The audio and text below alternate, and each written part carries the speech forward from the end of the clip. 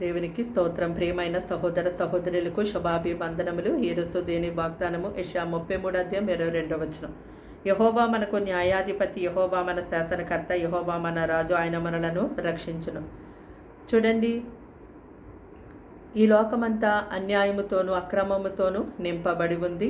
మరి ఎక్కడ చూసినా ఏ విషయంలోనైనా అన్యాయమే కనిపిస్తుంది, కానీ న్యాయం అనేది ఎక్కడ కనిపించడం లేదు.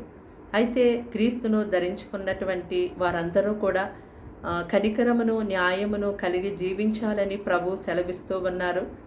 ఎందుకంటే ఈ లోకపరంగా మీకు అన్యాయము కలిగినప్పటికీ, న్యాయం అనేది ఇంకెప్పటికీ మీకు దొరకలేనప్పటికీ, అయితే దేవుడు మనకి న్యాయాధిపతి అని జ్ఞాపకం చేసుకోవాలి. ఆయన మన శాసనకర్త, మన రాజు అయి ఉన్నారు కనుక ఎడతెగక ఆయన యందు మన నమ్మిక ఉంచి జీవించినప్పుడు ఎంతో గొప్పగా మనల్ని ఈ లోక అన్యాయమైన ఉరుల నుండి ఎలా రక్షించాలో ఆయనకి బాగా తెలుసు.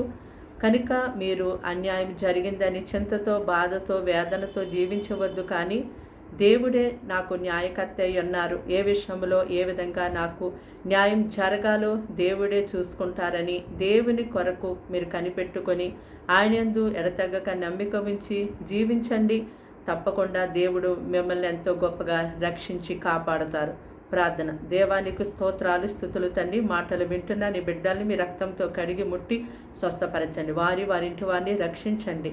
అన్యాయంతో అక్రమంతో తండ్రి ప్రభా, ఇదిగో తండ్రి, ఎంతగానో మీరు నాయన జీవిస్తూ ఉన్నారేమో అట్టి స్థితిలో నుండి వీరిని విడిపించండి. న్యాయము దొరకక ఎంతో తండ్రి ప్రభా, ఎంతో నాయన బాధతో, వేదనతో, దుఃఖంతో ఉన్నారేమో వారికి నీవు న్యాయాధిపతిగా ఉండి సహాయం చేస్తానని వాగ్దానం చేసావు కనుక ఆ మాటను నమ్మి నీ కొరకు కనిపెట్టుకుని ఉండే మనస్సు వీరికి దాయిచ్చేయండి. వారి పిల్లల్ని పోషించండి. కీడు శోధన పని తప్పించండి. ఈ దినమంతా బలమైన నీ అగ్ని కంచె వారి చుట్టూ ఉంచి వారి పనుల్లో, వారి ఉద్యోగాలు, వారి ఆరోగ్యంలో, వారి చదువుల్లో, వారి కుటుంబాల్లో సమస్త విషయాల్లో తోడై నడిపించమని యేసు నామములో ప్రార్థన సమర్పించి అడిగి వేడుకుంటున్నాం తండ్రి. ఆమేన్.